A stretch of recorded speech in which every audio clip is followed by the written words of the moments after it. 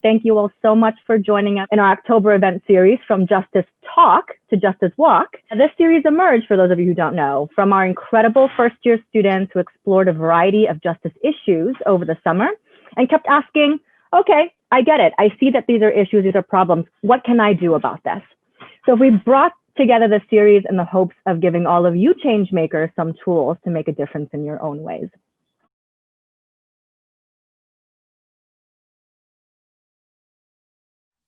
I'm here today to talk to you about a couple of what scholars call stylized facts. And one of the stylized facts I want to tell you is that young people, and by that I mean people who are millennials and Gen Z, and most of you are probably Gen Z, people who are between 18 to 24 years old, but it includes people as young as 9 years old. And millennials are going to be the biggest voting bloc in our country starting this year. So they're going to make up together about 37% of our population, of our voting population.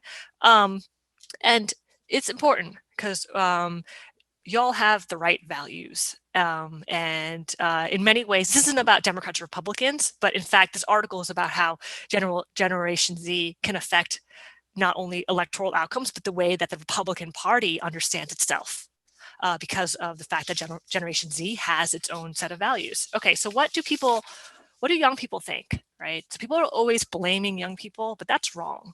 All right, young people are skilled. You know how to use social media. You understand not information technology and internet in a way that a lot of people cannot understand. All right, so overwhelmingly, the survey research shows that young people want diversity, equality, and social justice, right? And these are all things that John Jay stands for, but I know that young people also want these things very much so. And I think that the people who have power have cared less about this. And that's why we're in the mess that we're kind of in right now politically.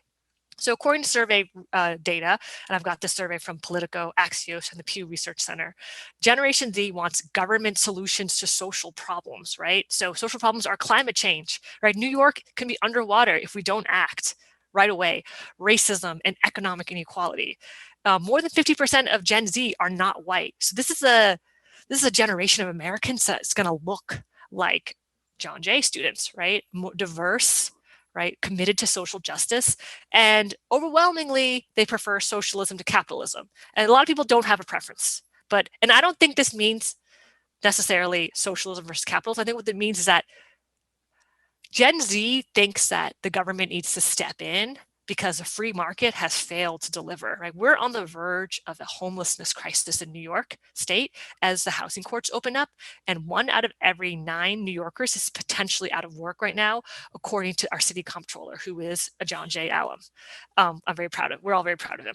Okay, but another thing that's a problem is that Americans currently have a high level of dissatisfaction with our democracy. Right? That's like a problem if you care about democracy, and I do, and maybe you don't. But now more than 50% of the people in the United States, they don't think our democracy is doing so great. Yeah, and I want to just show you, I'm a comparative political scientist. So I like to think what's going on in the U.S., what's also happening in other countries, is that Americans have some of the lowest levels of trust in our political institutions in the Americas, right? So we have a lot of students at John Jay who are from South America, Central America, and we see that Americans have trust in Congress below about 30%. That's lower than almost any other country. So we can't just say, oh, every country doesn't like their Congress or their parliament. No, the US is uniquely not feeling it when it comes to the Congress, right? And this is from the America Barometer Survey, which are semi-regular surveys of public opinion done in the Americas. All right, so I'm taking this long quote from Fua and Monk, who are political scientists who write about democracy. And I'm also someone who is really interested in the transition from non-democracy to democracy. And what we're looking at right now is a potential change in which countries go from democratic to non-democratic. All right, so for much of its modern history, America has viewed itself as a model democracy that could serve as examples to countries that wish to emulate its success. Survey data show that there was a little substance to this hubris. As recently as 10 years ago, 3 out of every 4 Americans said that they were satisfied with the state of their democratic system. During the 2008 financial crisis, it began to change. And since then, Americans have become more pessimistic about their system every single year. For the first time on record, polls show that a majority of Americans, 55%, are dissatisfied with their system of government, right? So they're not just dissatisfied with our government, they're dissatisfied with democracy. right? That's like that's not something that someone like me who studies democracy and somebody like my family background, my parents came from a country that wasn't democratic and they left for a reason, right? The US was downgraded to a flawed democracy in 2017 by the Economist Intelligence Unit. Some of you might have seen The Economist. It's a magazine, you can buy it at like newspaper stands or the airport, and they grade governments. So flawed democracy is any democracy with a score below 8 at 8.0. So that means that it has free and fair elections and civil liberties, but problems with governance and participation, right? So government might not be running so well, people may not be voting. So here's a quote from the study. Popular trust in government, elected representatives, and political parties has fallen to extremely low levels in the US. This has been a long-term trend and one that preceded the election of Mr. Trump as the US president in November 2016. So this is not because of Trump. Trump is because of this like growing distrust in our government. By tapping a deep strain of political disaffection with the functioning of democracy, Mr. Trump became a beneficiary of the low esteem in which the US voters hold their government, elected representatives, and political parties, but he was not responsible for a problem that has had a long gestation. This is just a fancy way of saying people have been unhappy with our system for a while now. And The Economist is an English magazine, so they're talking about us because we're a foreign country. The Economist Intelligence Unit argues that economic inequality, the failure to address the housing crisis of 2008, government shutdowns, and continued problems with healthcare have hurt Americans' confidence in our government. So these are problems that have been around since like as long as I have been like an adult, right? Like a lot of people don't have healthcare. And I know a lot of young people through my activism who get really concerned around their 26th birthday because they're like, what am I going to do for healthcare? We've known this has been a problem since like the 1990s, and the government hasn't done anything about it, right? And in fact, it looks like we're going in the wrong direction. Another thing that's happened too is that we're at very high levels of inequality, right? So, and that's not great because scholars of democracy talk about how democracies cause more equality and that inequality is bad for democracy, right? So what good is it to have a right to vote and free speech when people are worried about their next meal? And we see that in our communities, right? And during the COVID epidemic, how people are so worried about their ability to get their next meal. So in addition to decreased confidence in our public political institutions, Americans are upset about inequality, and we're more unequal than other countries. And our inequality intersects with race, right? So if you see here, compared to the US, UK, Canada, Japan, Italy, Germany, and France, we have the highest level of income inequality. And this is something called the Gini coefficient, which is that's an economic measure of inequality within a country, right? So high, you don't want to be high. 0 means perfect equality, 1 means perfect inequality. We're not where we want to be, all right? We're much higher than other countries that are similar to us. And also, right, there was a little bit of a narrowing of the racial wealth and income gap, but since the financial crisis, that's all been lost, right? So the racial income gap is comparable to what it was in the past in terms of percentages, but it's bigger in real numbers, right? So that's a big deal. And we think about so many like issues that we have, all right, around race and inequality, right? We know that this failure to address income inequality is a huge part of it. All right, so what's going on in 2020, right? Taking me a while to get to the meat and the potatoes, right? Or the tofu and potatoes. Young people have values, they have optimism, and they have attitudes that are needed to save our democracy, right? They tend to be less pessimistic about government solutions. They tend to be less pessimistic about outcomes. And they also, when they're surveyed, say that they really like politics and they're interested in politics. So there were a couple of scholars called Holbein and Hilligus who published a book this year called Making Young Voters. They surveyed young voters in 2016, and they said 90% of young people said they were interested in voting. 80% of young people plan to vote in the general election of 2016, but only 43% of the young people ages 18 to 29 actually voted in the general election. So we see there's a gap in the enthusiasm and the actual action. So what can explain this gap, right? And according to a 2017 Tufts University study, only 48.3% of college students voted. And that's percent of eligible college students. It doesn't include people who are like non-citizens. So what can explain this gap, right? That's what's puzzling to grown-ups.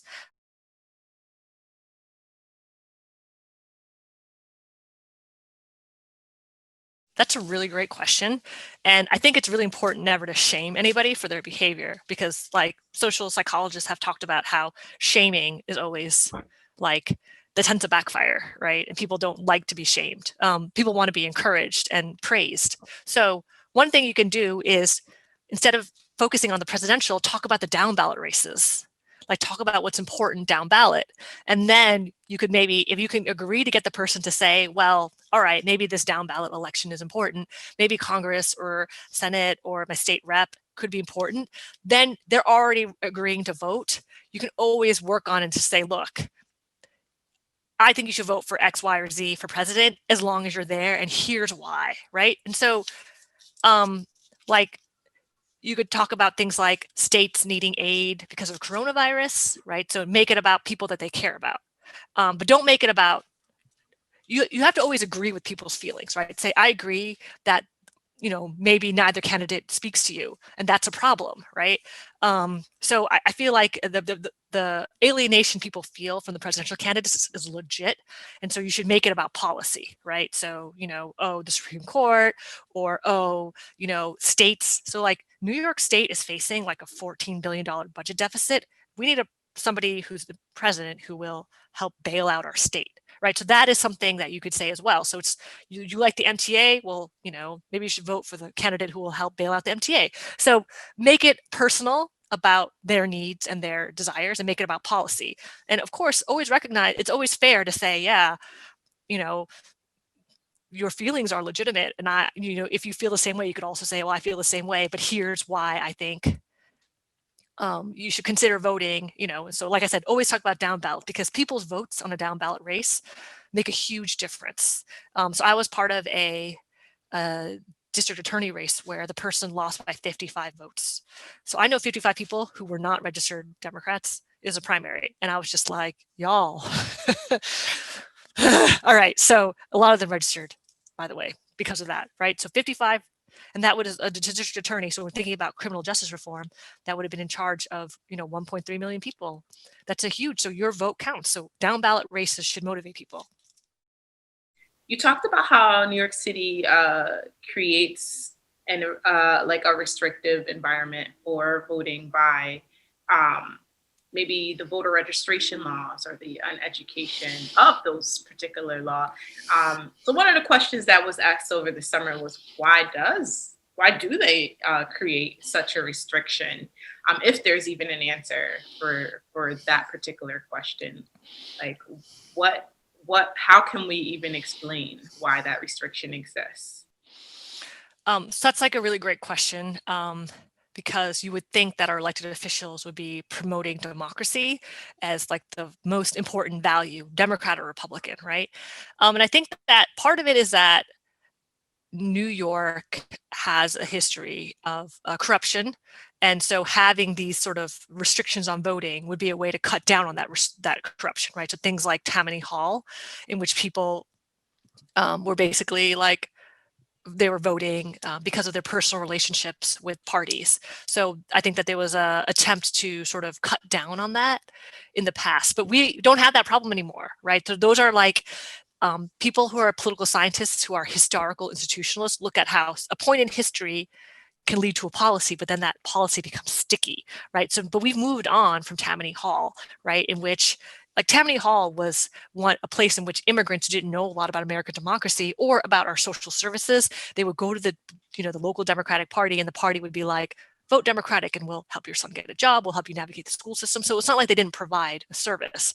And nowadays, we have the opposite problem, which is that nobody's voting. Like, our system is so antiquated, it doesn't reflect our reality. And I think that what it is that Albany is just a very slow, sluggish place. Like, until recently, the Republicans had the majority in the Senate. So we had like a divided Congress, a divided government. So Democrats in the Assembly, senators were Republican. And so there was just like a lot of acrimony over like symbolic things. And then I think a lot of people are just afraid of the changes. I think a lot of elected officials worry that creating permissive voting laws might hurt their positions of power, because a lot of politicians don't have a strong base in their district, which by that I mean people vote for them because they vote for Democrats, but they're not serving the people in their communities well. They're not present. They're not speaking to their interests. So they know they're vulnerable. You just need Alexandria Ocasio-Cortez, bright, young, knocking on all the doors to knock somebody out of power who was considered the third most powerful Democrat in the Senate. The Congress, right? So I think that there's a lot of fear that young people who are dynamic, who speak to people's concerns, will be more easily able to win. I think there's a lot of fear around that, which is wrong, because politicians don't get to have their jobs just because they won an election. They should be constantly like trying to win our support, right? I feel like a lot of politicians, elected officials, they don't recognize that the people are their bosses, right? They're the bosses of you, even if you don't vote, right? You're their constituents. They need to be serving you. I think that there's a misunderstanding. People feel entitled to their seats. And, that's a beautiful thing about someone like Alexandria Ocasio-Cortez, is that she told elected officials that no one has a right to their seat. It's something that you have to fight for every day by serving the interests of your community. And so that's what I think, that people are just lazy. They don't want to do that. I do have a couple questions that pop up in the chat, so yay. So first up, Stephanie asked, or she stated and then asked, this election, just like many other elections, specifically the last one, have been about choosing a lesser evil instead of choosing the better option. What can we do to prevent this in the future? And I love that you just talked about fighting for your seat, but what can we do? We'll have another 4 years of whoever is selected, but what can we do in the future to maybe ensure better candidates? Yeah, so this question is mostly about the presidential candidates, so I'll limit my question there, because it's much easier to win a primary election for a down ballot candidate, right? Like an assembly, state senate, even a congressperson, right? Not that it's easy, it's just easier. So there's a lot of things that go into a primary election of a presidential candidate that's outside of a lot of our control. People vote differently when it comes to presidential candidates. So if you look at the Super Tuesday results, people voted for Biden even though they liked Bernie's policies better. So that's one thing to think about as well, is that the fact is that people were voting strategically against Trump. They thought that Biden would be the better candidate, even if they said in surveys, I want single payer healthcare, that kind of thing.